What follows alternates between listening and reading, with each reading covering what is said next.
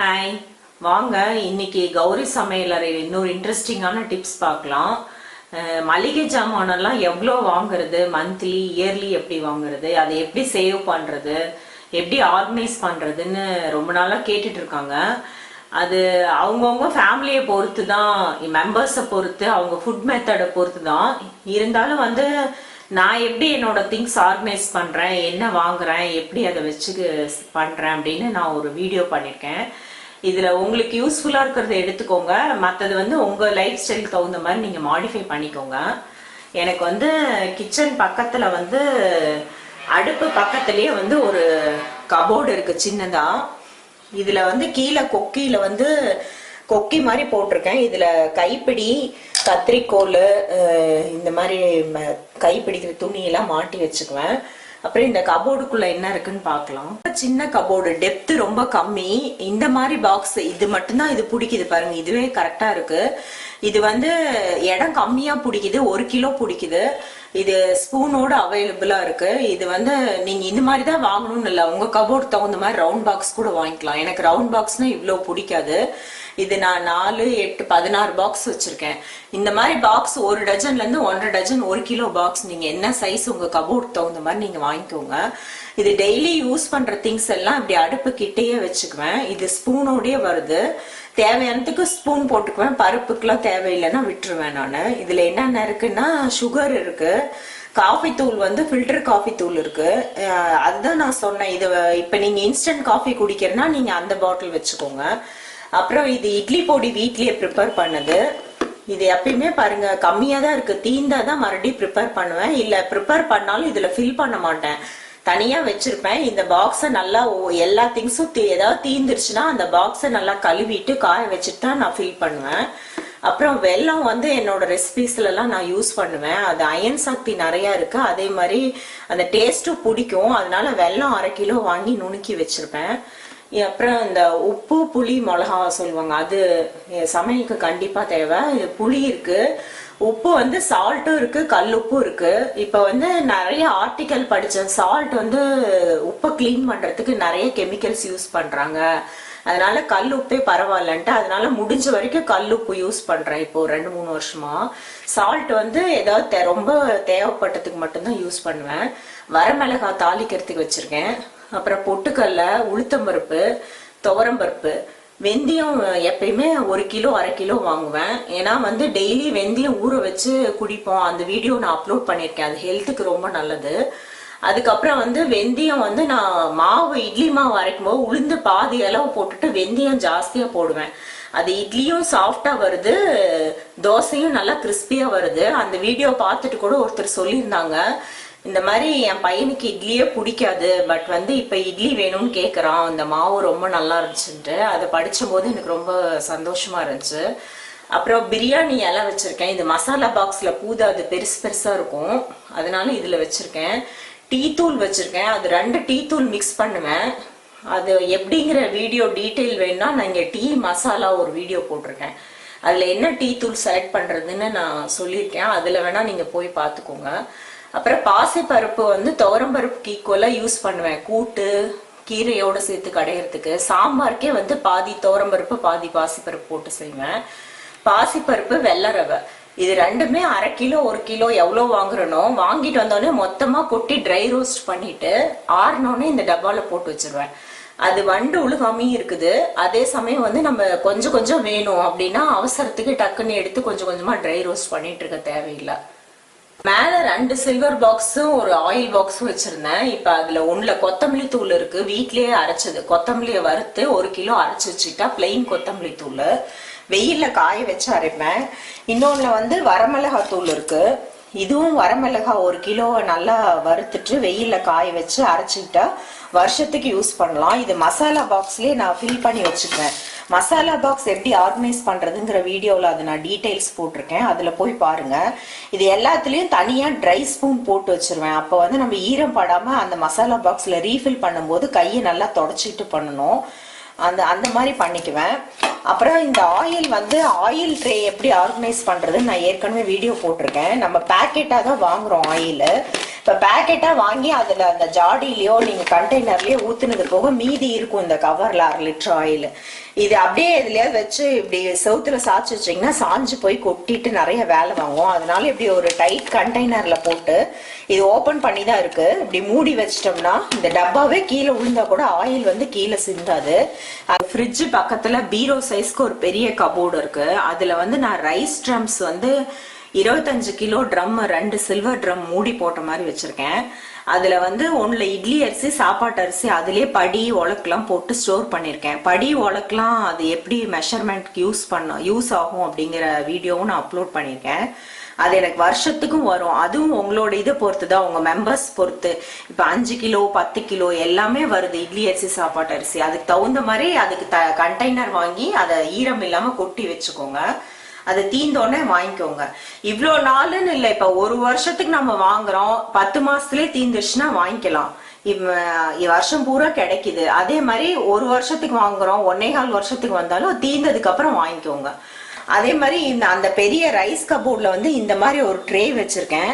இந்த மாதிரி நான் இதுல இருக்க ஜாமான போக இன்னும் நிறைய நம்ம ஜாமான வாங்குவோம். அது எல்லாமே பாக்ஸா வாங்கி ஆர்கனைஸ் பண்ணா நிறைய பாக்ஸ் வருது. அது மெயின்டைன் பண்ணவே முடியல, இடம் ஜாஸ்தி பிடிக்குது. ஒவ்வொரு பாக்ஸும் ஏகப்பட்ட விலை ஆகுது. இப்ப இந்த ட்ரே வந்து 150 ருபீஸ் தான் வருது. நல்லா ஸ்ட்ராங்கா இருக்கு. உங்க கபோர்டுக்கு தகுந்த மாதிரி சைஸ் பார்த்துட்டு அதுக்கு அந்த கபோர்டுக்குள்ள பூதுற மாதிரி ட்ரே வாங்கிக்கோங்க. என்னது பெரிய கபோர்டுங்கிறதுனால பெரிய ட்ரே வாங்கியிருக்கேன். அந்த மாதிரி என்னோட கபோர்டு வந்து க்ளோஸ்டு கபோர்டு, டோர் போட்டிருக்கு. அதனால இந்த ஓப்பன் ட்ரேவே பரவாயில்ல.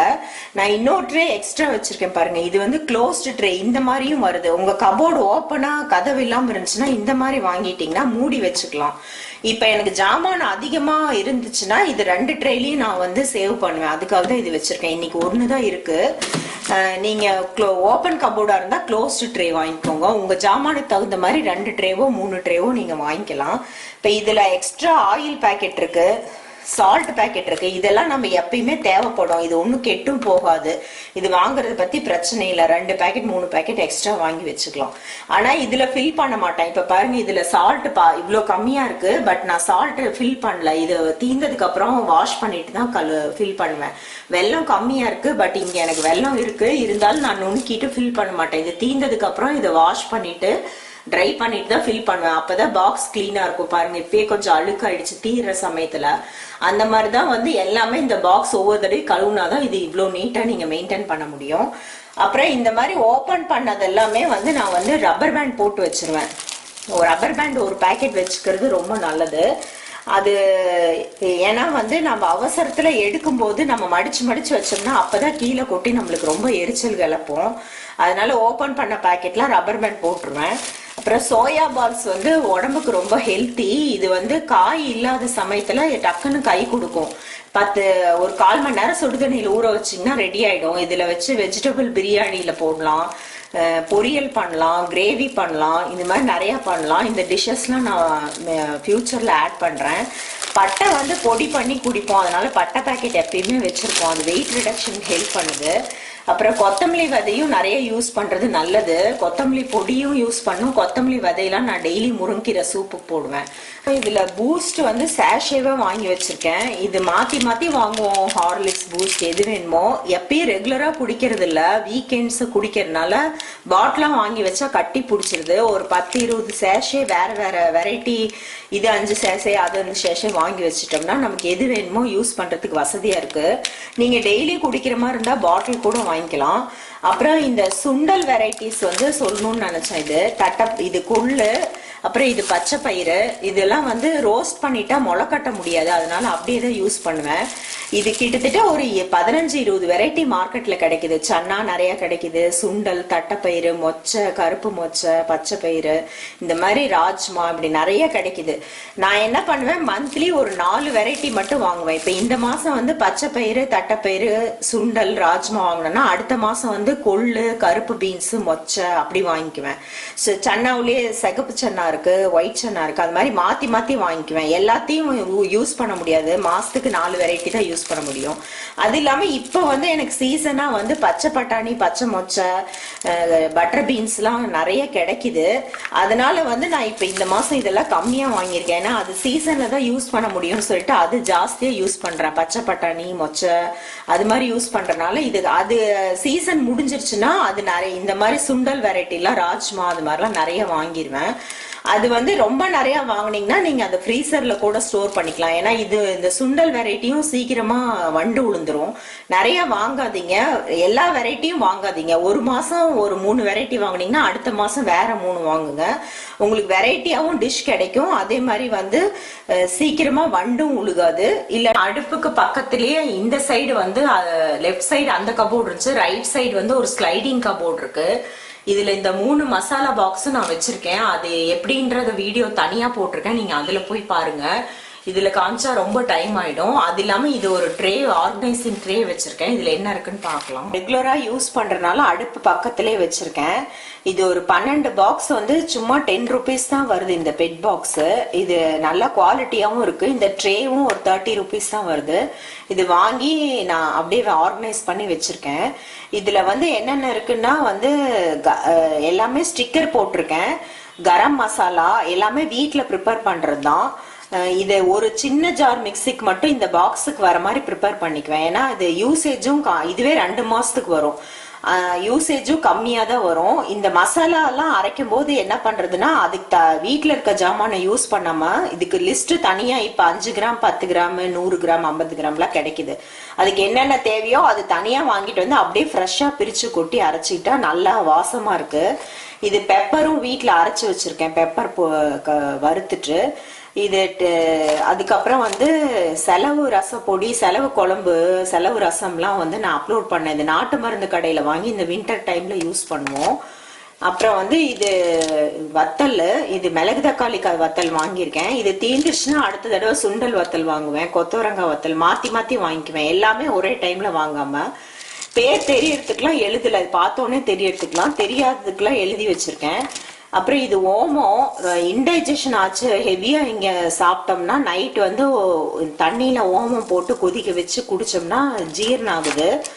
அதுக்கப்புறம் இது பட்டை வந்து வறுத்துட்டு பொடி பண்ணி வச்சிருக்கேன், லேசா வறுத்துட்டு. இது வந்து தண்ணியில போட்டு நைட் டெய்லி கொதிக்க வச்சு டீ மாதிரி குடிச்சோம்னா வெயிட் ரிடக்ஷன் ஆகுது.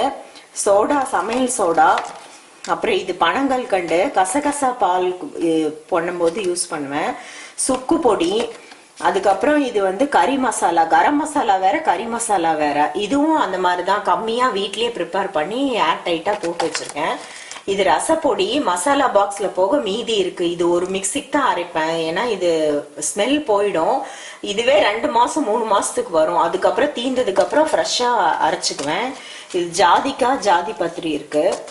பாக்ஸ் எல்லாத்துலயுமே ஸ்பூனோட தான் வருது. இது ஸ்பூன் இல்லாம வந்துச்சு இந்த பாக்ஸ். இந்த மாதிரி இந்த ஐஸ்கிரீம் ஸ்பூன் யூஸ் பண்றேன், ஏன்னா இதுக்குள்ள இதான் பிடிக்கும்.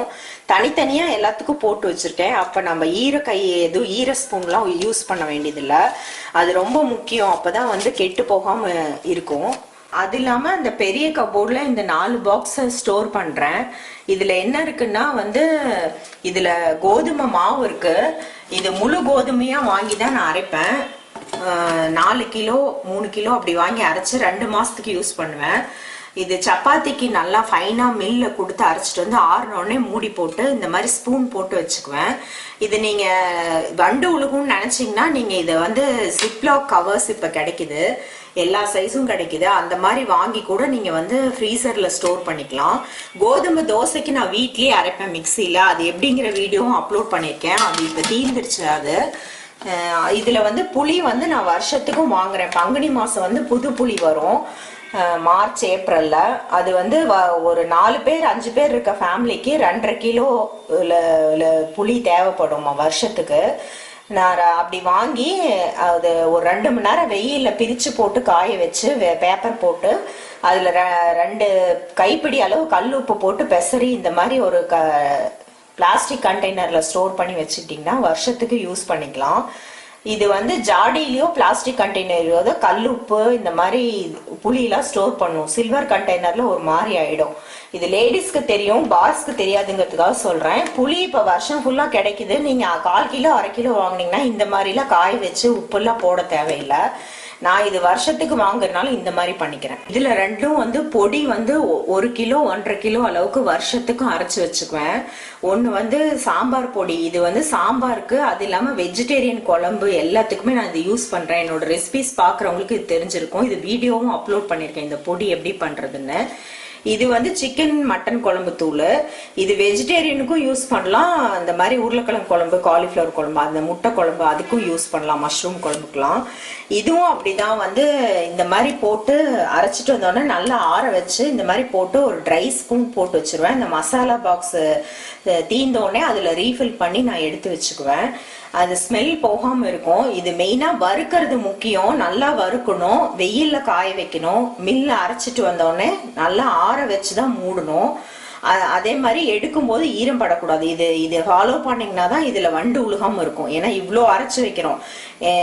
இது தீர்ந்தோடனே தான் நான் மறுபடியும் அரைப்பேன். இப்ப வந்து 10 மாசத்துலயே தீந்துரும். சில சமயம் வந்து 1 வருஷத்துக்கு அரைக்கிறது, இன்னும் எக்ஸ்ட்ரா கூட 1 மாசம் வரும். அது தீர்ந்தோடனே அரைச்சுக்குவேன் நானு. பட் இந்த பங்குனி மாசம் வந்து புதுசா கொத்தமல்லி வரமிளகாலாம் வரும். அந்த டைம் சீரகம் மிளகெல்லாம் அந்த டைம் விலையும் கம்மியா இருக்கும், நல்லா பொருளும் நல்லா இருக்கும். இன்னொன்னு வந்து வெயில் அப்ப நல்லா அடிக்கும். நம்ம வறுத்து நல்லா வெயில்ல காய வச்சு அரைச்சோம்னா நல்லா இருக்கும்.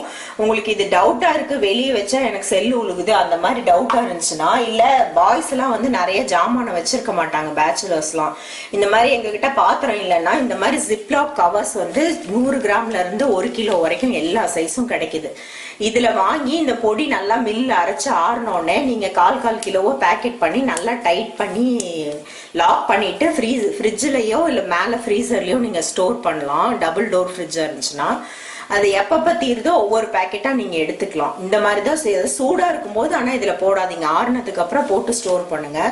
அதே மாதிரி பிரிச்ச பேக்கெட் எல்லாமே ரப்பர் பேண்ட் போட்டு வச்சாதான் வந்து பரவாயில்ல. இந்த மாதிரி ஒரு பேக்கெட் 2 பேக்கெட் ரப்பர் பேண்ட் வாங்கி கிச்சன்ல வச்சுக்கிட்டீங்கன்னா யூஸ்ஃபுல்லா இருக்கும். நீங்க மந்த்லி ஜாமானம் வாங்க போகும்போது லிஸ்ட் நான் எப்படி எடுப்பேன்னா, இந்த கபோர்ட் திறந்து வச்சேன்னா இதுல என்னென்ன இருக்குன்னு சீத்ரூ பாக்ஸ் இருக்கிறதுனால தெரிஞ்சு போயிடும். ஏதாவது உளுத்தம் பருப்புலாம் இருக்குன்னா விட்டுருவேன், இல்லாததெல்லாம் மட்டும் வாங்கிட்டு வந்துடுவேன். ஃப்ரிட்ஜும் திறந்து பார்த்துட்டு அதில் ஏதாவது பிரியாணி அரிசி அந்த மாதிரி இல்லாதது எதுன்னு நோட் பண்ணி லிஸ்ட் எழுதிக்குவேன்.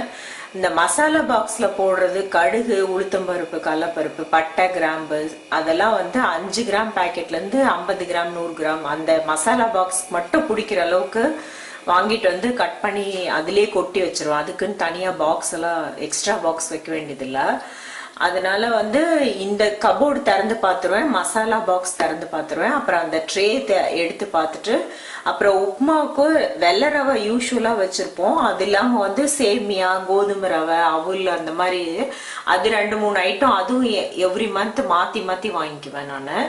அப்பளம், வடகம் அந்த மாதிரி ஏதாவது வேணும்னா அதுவும் வந்து எழுதிக்குவேன் லிஸ்ட்ல. இந்த மாசம் ஏதாவது பொடி, இட்லி பொடி, பருப்பு பொடி, ரசப்பொடி, கரம் மசாலா ஏதாவது அரைக்கிறோமா, அது என்னென்ன அரைக்கிறோமோ அதுக்கு அந்த பொடிக்கு தேவையான லிஸ்ட், கம்மியா அரைக்கிற பொடி, வருஷத்துக்கு அரைக்கிறது இல்லாம கம்மியா அரைக்கிற பொடிக்கு தேவையான லிஸ்ட், ஏதாவது எந்த பொடி தீர்ந்திருக்கோ, இப்ப இட்லி பொடி கம்மியா இருக்கு, இதுக்கு தேவையானது இந்த மாச லிஸ்ட்ல சேர்த்து வாங்கிடுவேன். அந்த மாதிரி நான் லிஸ்ட் போடுறது வந்து வேஸ்ட் ஆகாம இருக்கு, தேவையான ஜாமானமும் வாங்கிக்கலாம். ஏற்கனவே இருக்கிற ஜாமானுமே திருப்பி திருப்பி வாங்காம, இல்ல மறந்துட்டு இருக்கிறதும் இல்லாம அந்த மாதிரி வாங்கிக்கலாம். அப்படியே மறந்துட்டாலும் எல்லாருமே இப்ப நியர்பை ஸ்டோர்ஸ் நிறைய இருக்கு வீட்டு வாசல்லே. அப்படி சின்ன சின்ன ஜாமான் வேணா அந்த மாதிரி நீங்க வாங்கிக்கலாம். இதான் என்னோட மெயின் ஸ்டோரேஜ், டெய்லி எடுக்கிற திங்ஸ். இதுவும் அந்த மசாலா பாக்ஸ் 3 இருக்கிறது, அந்த சின்ன ஆர்கனைசிங் ட்ரே காமிச்சல்ல அது, ஆயில் ட்ரே, இதுதான் என்னோட ஆர்கனைசிங் இது. அது இல்லாம இதனோட இது எக்ஸ்ட்ரா திங்ஸ் வந்து இந்த மாதிரி 1 ட்ரேவோ 2 ட்ரேவோ நீங்க ஸ்டோர் பண்ணிக்கோங்க. இயர்லி பண்றது வந்து இந்த சாம்பார் பொடி, அப்புறம் இந்த கறி மசாலா தூள், புளி, அரிசி, இதெல்லாம் கோதுமாவு 2-3 மாசத்துக்கு ஒருக்கா பண்ண போறேன். அது இல்லாம செல்லு பிடிக்கிற ஐட்டமான காஸ்ட்லி ஐட்டமான அந்த ட்ரை ஃப்ரூட்ஸ், பிரியாணி அரிசி, பாசுமதி அரிசி, கடல மாவு, அரிசி மாவு அதெல்லாம் வந்து நான் ஃப்ரிட்ஜில் ஸ்டோர் பண்றேன். அது ஃப்ரிட்ஜ் ஆர்கனைசிங் வீடியோல போட்டிருக்கேன், நீங்க அதுல போய் பாருங்க. நீங்க அதுலயே கூட நீங்க சுண்டல் இந்த மாதிரி ஐட்டமும் ஸ்டோர் பண்ணலாம். இந்த பொடி ஐட்டமும் வீட்டுல அரைக்கிறீங்கன்னா இந்த மாதிரி சிப்லாக் கவர்ல போட்டு ஸ்டோர் பண்ணலாம். நான் வந்து சேஃபா வச்சுக்கிறதுனால நான் இப்படி வெளியவே நான் ஸ்டோர் பண்றேன். இந்த மாதிரி தான் நான் என்னோட திங்ஸ் எல்லாமே நான் ஆர்கனைஸ் பண்றேன். ஆர்கனைஸா இருந்தா நம்மளுக்கு சமைக்கிறதுக்கும் இன்ட்ரெஸ்டிங்கா இருக்கு. முக்கியமான விஷயம் மறந்துட்டேன், எறும்பு காக்ரோச் வந்து எல்லா கிச்சன்லயும் பிரச்சனை இருக்கு. அது இந்த கபோர்ட்ல எல்லாம் வந்து எறும்பு மார்க்கர் பென்சில் மாதிரி வருது. இதெல்லாம் வந்து நான் கண்டிப்பா பென்சில் போட்டு இந்த கபோர்ட்ல எல்லாம் அது மாதிரி போட்டு வச்சுட்டா எறும்பு வர்றதில்ல. இல்லைன்னா நீங்க வெளியே எடுத்துட்டு கபோர்டு ஃபுல்லா தொடச்சிட்டு ஸ்ப்ரே அடிச்சு விட்டு 1 மணி நேரம் கபோர்டு திறந்து வச்சுட்டு அதுக்கப்புறம் வச்சீங்கன்னா இந்த எறும்பு இதுல வராது. மளிகை ஜாமானத்துல நான் வந்து கபோர்டுக்குலாம் பென்சில் யூஸ் பண்றேன். மற்றபடி கீழே சிங்க்ல குப்பை பாக்ஸ் வைக்கிற இடத்துல எல்லாம் ஸ்ப்ரே யூஸ் பண்றேன். அது மாதிரி யூஸ் பண்ணிட்டீங்கன்னா எறும்பு தொல்லையில இருந்தும் இந்த மளிகை ஜாமானத்தெல்லாம் சேவ் பண்ணலாம். நம்ம இந்த வீடியோ உங்களுக்கு யூஸ்ஃபுல்லா இருந்திருக்கும்னு நினைக்கிறேன். பட் இதை நீங்க அப்படியே ஃபாலோ பண்ணுங்கிறது இல்லை, இதை உங்க லைஃப் ஸ்டைலுக்கு உங்க மெம்பர்ஸ் தகுந்த மாதிரி நீங்க மாடிஃபை பண்ணி ஃபாலோ பண்ணிக்கோங்க. இது பிடிச்சிருந்துச்சுன்னா உங்க ஃப்ரெண்ட்ஸோட ஷேர் பண்ணுங்க, சேனல் சப்ஸ்கிரைப் பண்ணுங்க, உங்க கமெண்ட்ஸ் எனக்கு அனுப்புங்க. பாய்.